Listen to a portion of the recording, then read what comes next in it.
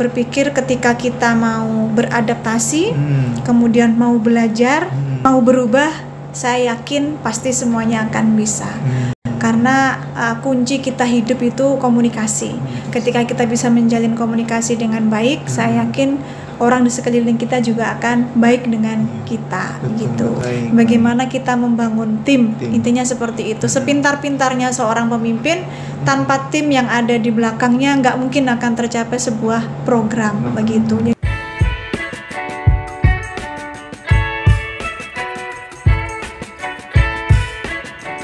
Bismillahirrahmanirrahim. Assalamualaikum warahmatullahi wabarakatuh. Waalaikumsalam warahmatullahi wabarakatuh. Pemirsa Dokter Inspirasi dimanapun Anda berada, senang rasanya saya kembali dapat menyapa Anda. Tentu di channel Dokter Inspirasi kita menghadirkan sosok-sosok yang menginspirasi untuk kita jadikan sebagai pegangan dalam kehidupan kita. Hari ini saya sudah bersama sosok yang luar biasa, pemimpin dari salah satu madrasah yang ada di Kalimantan Timur. Ya, tepatnya saya berada di Manpukar, Kutai Kartanegara atau di Tenggarong bersama Ibu Umi pada kesempatan kali ini. Alhamdulillah saya berkesempatan untuk hadir dan bisa bertemu langsung bersama beliau meski padatnya aktivitas dari yang biasa beliau lakukan keseharian seperti itu. Assalamualaikum Ibu Umi. Waalaikumsalam warahmatullahi wabarakatuh. Sehat kabarnya hari ini ya? Alhamdulillah baik dan sehat. Alhamdulillah. Terima kasih Ibu, hari ini saya dan juga penonton Dokter Inspirasi bisa menyaksikan. Tentu yang menyaksikan ini adalah khalayak ramai seperti itu, dan juga saya berharap hari ini juga mahasiswa-mahasiswa saya bisa melihat bahwa tentu prospek pendidikan itu sangat baik ke depannya. Dan hari ini kita melihat ada sosok Ibu Umi yang hari ini banyak yang mengatakan bahwa perempuan itu ibaratnya tidak bisa diberikan kesempatan untuk memimpin seperti itu Ibu ya. Tapi Ibu Umi hari ini membuktikan. Alhamdulillah. Hari ini padat aktivitas Bu? Alhamdulillah lumayan padat ya Bu ya. Biasa kalau dalam sehari aktivitas yang dilakukan itu apa saja sih Bu dari pagi biasanya itu? Pagi seperti biasanya menjadi rutinitas monitoring kegiatan pembelajaran di madrasah. Kemudian kita koordinasi dengan tim manajemen khususnya, dan biasanya sewaktu-waktu ada koordinasi atau rapat dengan atasan seperti itu. Belum lagi kemudian ada tamu atau koordinasi dari lembaga lain seperti itu. Saya kita sama-sama tahu juga bahwa beliau hari ini juga sedang menempuh pendidikan ya Bu ya. Ya, menempuh pendidikan S3. Ya. Nah, kita doakan semoga perkuliahannya lancar nih teman-teman semuanya ya, bisa lulus dokternya seperti itu. Bu Umi, kita sama-sama tahu bahwa dulu ya Ibu Umi ini terkenal dengan ketika meninggalkan satu buah pernah memimpin di suatu tempat maka meninggalkan sesuatu yang sangat positif. Kita sebut saja dulunya di madrasah yang ada di Samarinda dulu meninggalkan satu label Man 1 Samarinda. Man 1 Samarinda itu riset namanya Bu. Plus keterampilan dan riset. Nah, itu menjadi hal yang sering diunggulkan oleh mahasiswa kami Bu. Nah, jadi ketika itu dilakukan penelitian dan hasilnya sangat luar biasa. Menyangka tidak Bu, hari ini diberikan amanah menjadi pemimpin. Padahal hari ini Ibu adalah seorang perempuan seperti itu. Menyangka tidak ada kesempatan diberikan kesempatan untuk memimpin. Izin para pemirsa Pak Ridho untuk sedikit bercerita tentang lika-liku dan tentunya perjuangan hidup ya, betul, hingga betul. Saya sampai ada di posisi saat ini. Kalau berbicara menyangka atau tidak pernah dalam pikiran saya dulu membayangkan menjadi seorang pemimpin begitu ya. Betul. Jangankan menjadi seorang pemimpin atau seorang kepala sekolah begitu. Dulu awal-awal pertama ketika kita selesai menempuh studi, yang terpikir dalam benak kita adalah bekerja. Hanya itu yang menjadi target pertama awalnya. Kemudian alhamdulillah di tahun 2003 saya berhasil mengikuti seleksi di Departemen Agama dulu yang sekarang namanya Kementerian Agama. Saya diangkat di Man Tenggarong ya, yang sekarang juga saya tempati. Di tahun 2003 itu saya bertugas menjadi guru fisika. Nah, lika-liku menjadi guru semuanya saya jalani. Tetapi memang berangkat dari zaman ketika saya menempuh studi di baik dari SMP, SMA, baik perguruan tinggi, karena memang saya senang berorganisasi.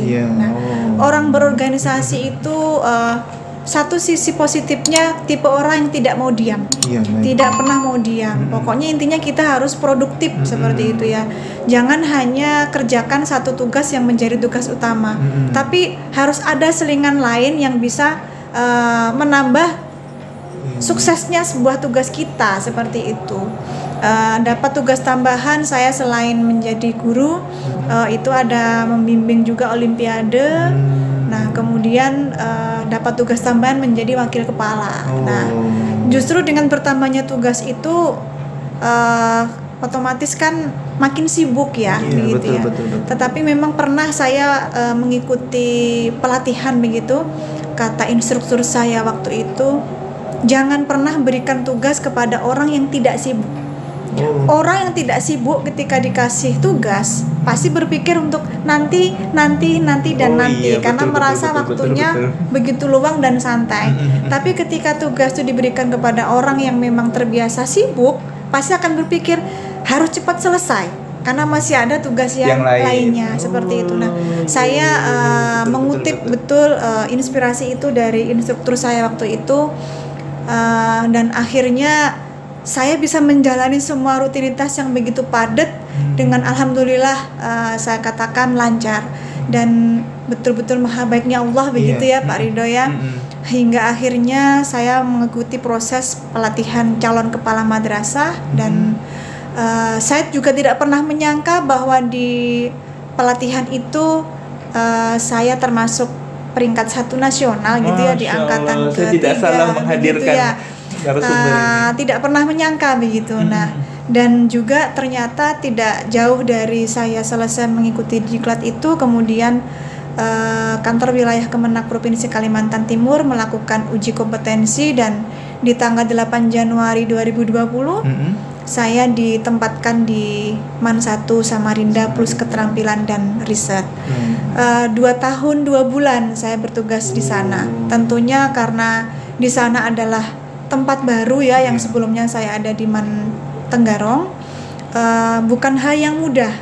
Tetapi pada prinsipnya saya berpikir ketika kita mau beradaptasi, kemudian mau belajar, mau berubah, saya yakin pasti semuanya akan bisa. Karena kunci kita hidup itu komunikasi. Ketika kita bisa menjalin komunikasi dengan baik, saya yakin orang di sekeliling kita juga akan baik dengan kita, gitu. Kemudian beberapa program terobosan, karena kita ketika menjadi seorang pemimpin itu kan juga harus bisa menginspirasi yang lain, begitu ya. Nah, beberapa terobosan harus kita lakukan, dan waktu di MAN 1 Samarinda, alhamdulillah bisa berinovasi begitu ya, karena pada intinya kan kalau kita bertugas di suatu tempat, apa sih yang menjadi peninggalan kita yang menjadi karya kita di situ gitu. Jadi berinovasi bersama tim, dan alhamdulillah perpustakaan MAN 1 Samarinda waktu itu sudah bisa berkompetisi ya, bisa bersanding dan berkompetisi dengan perpustakaan di tingkat SLTA. Waktu itu berhasil meraih juara 3 tingkat Provinsi Kalimantan Timur, mewakili perpustakaan kota Samarinda untuk tingkat SLTA. Nah, selain itu juga capaian-capaian yang lain, baik di akademik maupun non akademik, alhamdulillah bersama tim, karena kita itu bukan Superman atau Superwoman Pak Ridho, tetapi kita adalah super tim. Bagaimana kita membangun tim, intinya seperti itu. Sepintar-pintarnya seorang pemimpin, tanpa tim yang ada di belakangnya nggak mungkin akan tercapai sebuah program begitu. Jadi kuncinya hanya membangun tim. Kalau saya seperti itu, karena saya tidak bisa berbuat apa-apa tanpa tim gitu. Kita ini kan namanya seorang pemimpin begitu ya, nggak mungkin kita akan mengerjakan semua tugas sendirian, tapi intinya bangun tim. 2 tahun 2 bulan kemudian saya kembali ke Pangkuan. Pemirsa harus tahu ya, bahwa jarak Tenggarong dan Samarinda itu jaraknya adalah kurang lebih 1 jam ya Bumi. Ya, itu 1 jam. Kurang lebih 1 jam. Kalau lancar itu 40 menit, tapi luar biasa 1 jam. Dan beliau 2 tahun setengah kurang lebih juga melewati hal-hal begitu. Artinya perjuangan beliau ya untuk membangun satu buah sekolah seperti itu. Tidak jarak itu bukan penghalang, yang penting mau berusaha dan kerja keras, seperti itu. Lanjut lagi di Bumi, lanjut 2 tahun setengah.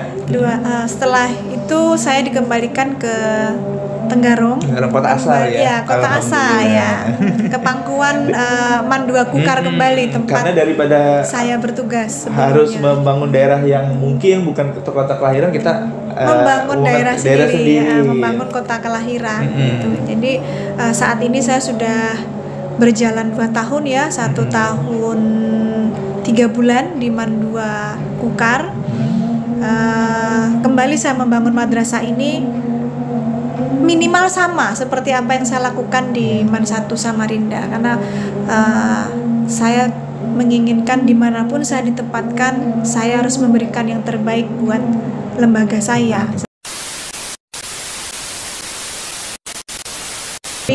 Ingin membuktikan bahwasanya wanita juga bisa berkarya.